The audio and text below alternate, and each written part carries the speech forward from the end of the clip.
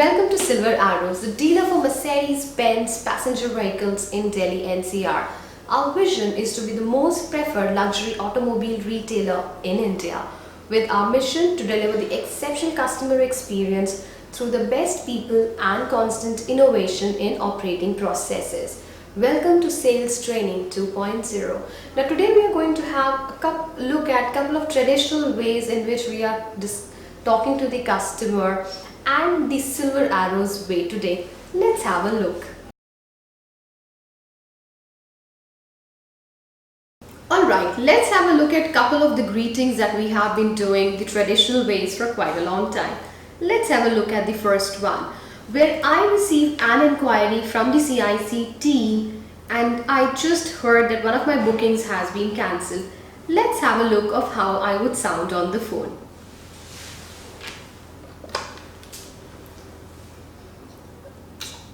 अभी क्यों इंक्वायरी दे दिया आपने? I just got a booking cancelled. Okay, not a problem. I'll call the customer. Thank you. Let me just take down the details. All right.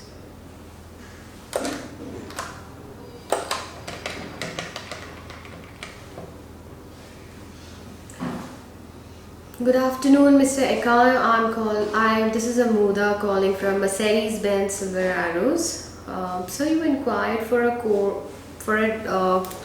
a C class today. So which is the car that you are driving? All right. And is there any trade-in vehicle that you would like to trade in with us? We have amazing trade-in options at the moment. We also are giving 1 lakh rupees as a trade-in benefit. All right. It may look like my tone has been correct because I was not very loud on the call.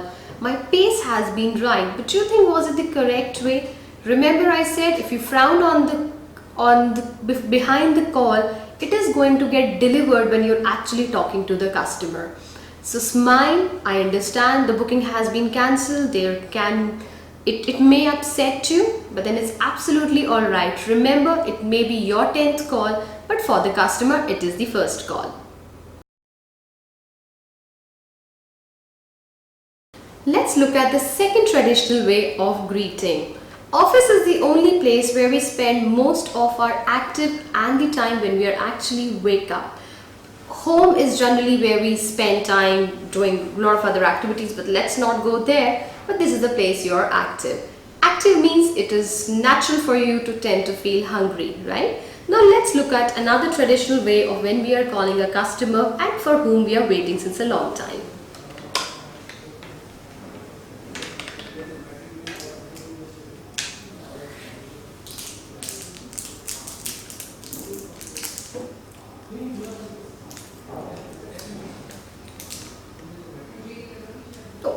Hi, good afternoon, sir. How are you doing? I'm calling from Mercedes-Benz Silver Arrows. So you've inquired for a C-class diesel, right, sir?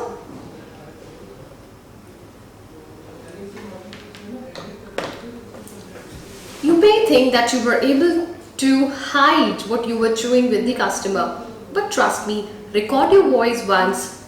Try to hear it out and trust me, you would be able to make out the difference.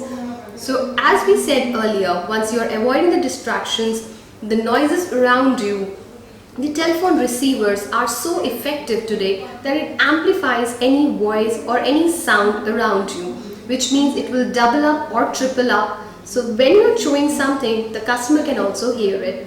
Avoid any distractions.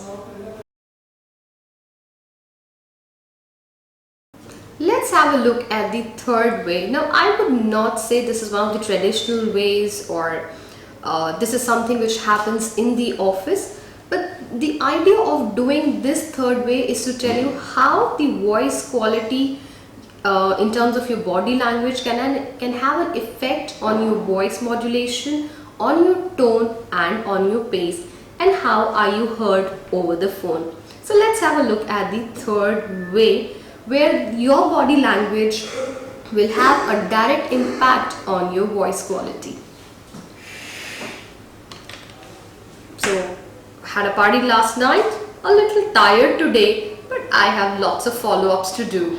Let's see how my voice is going to sound over the phone.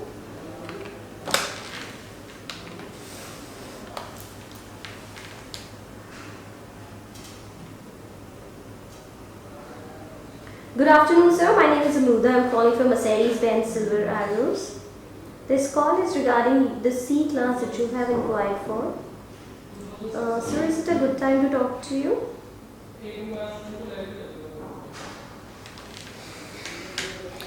I may have thought that while I was talking on the phone, I have put some extra energy to sound amazing. But trust me, hear the video again and see the difference of how you can be heard over the phone once you don't sit straight, when there's not enough oxygen that goes inside your lungs. How do you sound on the phone? Now we have just looked at the 3 traditional ways of what we should not do, and now let's have a look of how we should do it. Good morning, Mr. Mehra. I'm calling from Mercedes-Benz Silver Arrows. My name is Amuda Khanna, the product manager. Yes sir, and I'll be assisting you in the purchase process. I understand you have inquired for the new C-Class. An amazing choice, sir. Definitely we would be helping you with that. Thank you. What is amazing energy level to introduce your company with your name. It's very important that you maintain the same level of enthusiasm and the energy as the customer. This is going to go a long way when you are calling the customer. Now let's have a look at a couple of more traditional ways, not in the greeting, but how we are taking appointments with the customer. Now let's have a look at the first one. Now you're talking to the customer from the information that you have received from the CIC team. You call the customer, you have done the initial probing, and now what do we generally say? Amazing sir, मैं 45 minutes में sir आपके पास आ सकता हूँ. Okay, if that is not possible sir, what is the best time for you? Alright. Now please understand, the moment you say the best time for you, you are actually giving a very huge range to the customer. A customer can choose anything from today to tomorrow to the weekend. Instead, what we should do, let's check that out.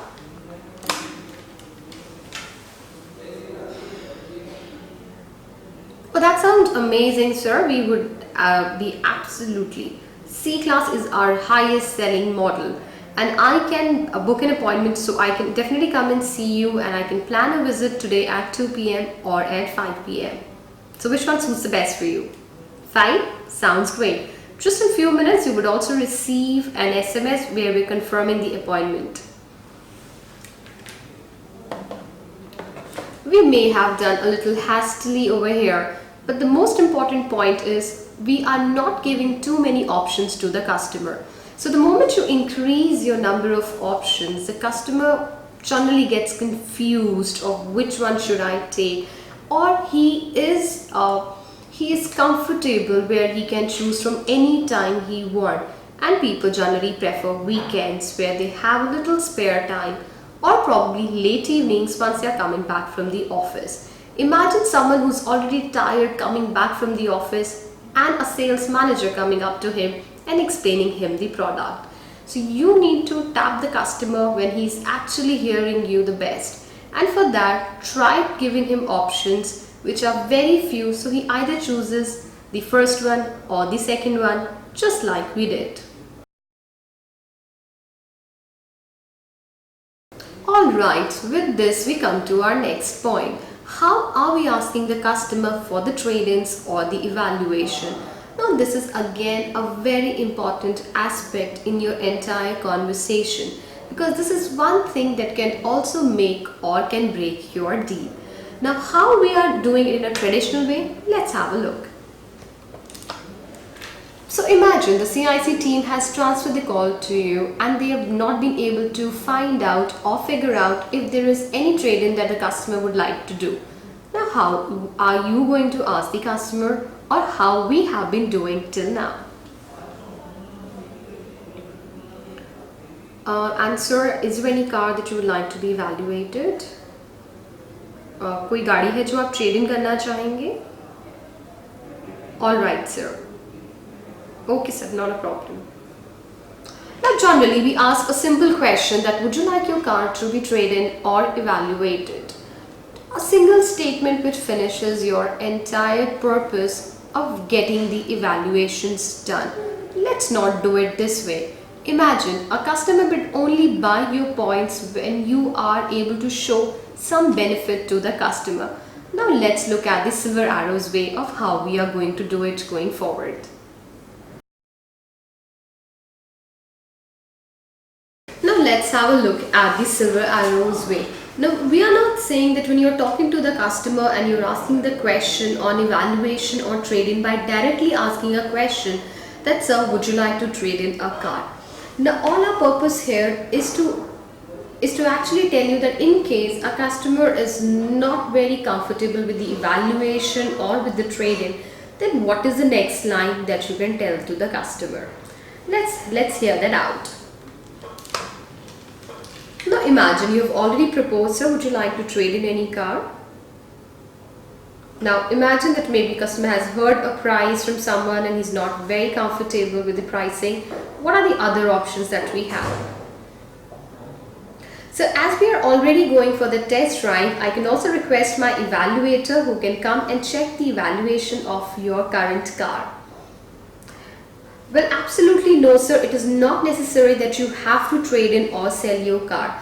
Now with the evaluation, it really helps in two ways. Number one is in case there is any underlying issue, like there's any leakage or anything that happens, because it's a technical evaluation team, they would be able to guide you on that. And number two is you always get to know the present value of your car. So will that be okay? And post that, it's up to you if you would like to trade in or not.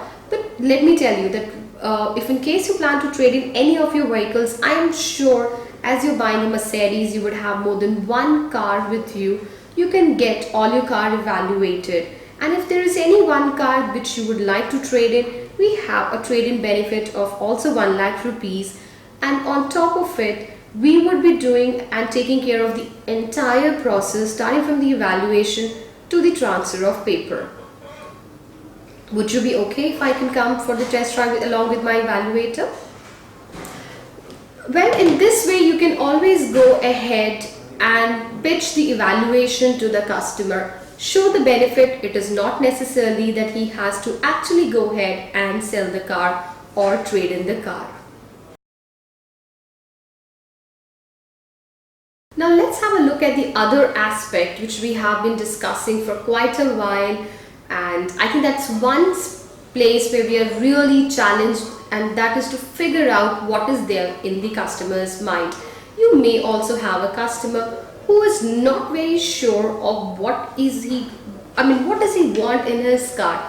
At times you are the one who will make him realize that what is it that he is looking for, and that topic is none other than the need analysis, one of the most challenged places where we find ourselves to be stuck. Now let's have a look at the traditional way.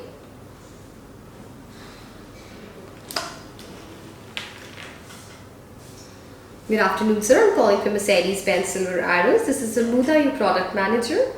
So I will be helping you with the entire purchase process. Well, as you mentioned that you're looking for an E-Class. Now before we go any further, I would like to ask you some questions. I hope you would be okay with that.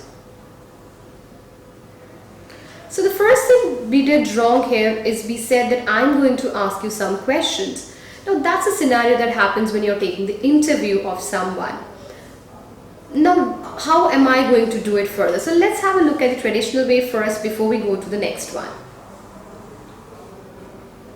So as I understand, so you're looking for an E-Class, which is a sedan. Is there any other car that you were considering all apart from this? Okay. And how much do you generally drive? All right. So generally you drive on highways, or is it going to be a family car? Okay, and what would be your budget, sir? Is there any budget that you have in your mind? Imagine the customer has not said an E-class and he may have a budget in his mind, or we are doing a need analysis on the basis of the budget that the customer has given you, which is also the price range. And you straight away ask the customer, what is the budget that you have in your mind? And what would be the potential mode of payment, sir? Will it be a finance, cash, or a lease? And what is the current car make and model? And okay, so you have a Honda City at the moment. What is the best thing that you like about Honda City? Alright, so we may have asked all the questions which are there in the questionnaire of the need analysis, but what is more important is I am not taking the interview. Over here we are actually doing a conversation with the customer. So once you're doing a need analysis with the customer, one thing that you need to take care is you should sound like a conversation. You have to take the information while you are conversating with the customer. Now let's have a look at the other way. Need analysis. A set of questions that we have to ask the customer to understand the buying motive, or once you are doing a product demo with the customer, it helps you to understand the customer better. But what is a better way to understand a customer? It has to be a right mix of close-ended and open-ended questions. Open-ended questions gives you an opportunity to know the customer better, and he may give you certain clues which is going to help you, and it's also going to help you with the rapport building. A closed-ended questions will only give you an answer in a yes or a no. Now these are the questions which you will be preferably asking the customer when you are doing the closing, or at times when you're also doing the negotiation technique. Alright, let's have a look at the way. So I'm sure with a set of questions there are places where it may sound like an interview, but we would try our best to make it sound like a conversation. Let's have a look at another way. Good afternoon, sir. My name is Amuda. I'm calling from. Good afternoon. I'm calling from Mercedes-Benz Silver Arrows. My name is Amuda Khanna. I'll be your product manager. Will be helping you with your purchase process. So, as per you, yes, sir. You've inquired for the E-Class, and we have a range from. So for example, we are giving the range over here to the customer. You're talking on the pricing. Now you tell the customer that, sir, now over here I would need your help to understand which is going to be the best product for you. Now in that case, how are you going to do the conversation with the customer? So any particular vehicle that you have in mind? Or do you want me to help you with finding out which will be the best car for you? Oh, that's amazing that you've already have chosen an E-Class. Have you ever driven the E-Class before? Well, I would like to tell you that there's a new E-Class which has been launched, and I'm sure that you would love the drive of the car, as you mentioned that you really like driving the older E-Class, and new E-Class is a step ahead. Oh, we would love to bring the car to you, sir. Now with that, so as you mentioned that you love driving, so generally how much do you drive? Okay, and does it include more to do with your, okay, so is it just like daily driving to the office? Oh, that sounds great that you also like to take the car outside. Let me tell you, this car has the capability of driving in the city and also outside, if in case you would like to take it. A very comfortable ride.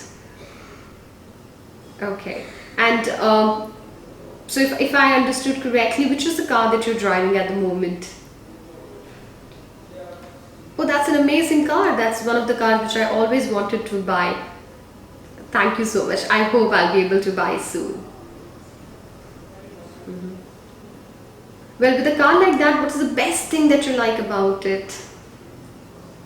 Well, these are a couple of features which are there with your new E-Class as well. and with of course more added features which you would love to drive. So when would you like to experience the new E-Class? Thank you. I may have not done all the questions here, but I have tried to show a little bit of how the communication should look like or how it should sound like in a conversation mode. Try to conversate with the customer as much as possible, make him feel comfortable instead of making him feel that he is going to be questioned the moment he is going to enter a dealership or he is going to receive a call. Remember, as we said, the customer would only buy the car from you or the product from you if he likes you. The first step is once you create the likability, there is a trust factor that gets created, and once the trust is created, it is followed by once there's a likability, there is a belief in you. Once he starts believing in you, there is a trust which gets created, and finally he purchases the car from you. We wish you all the good luck with this, and we will soon connect with you with our next video.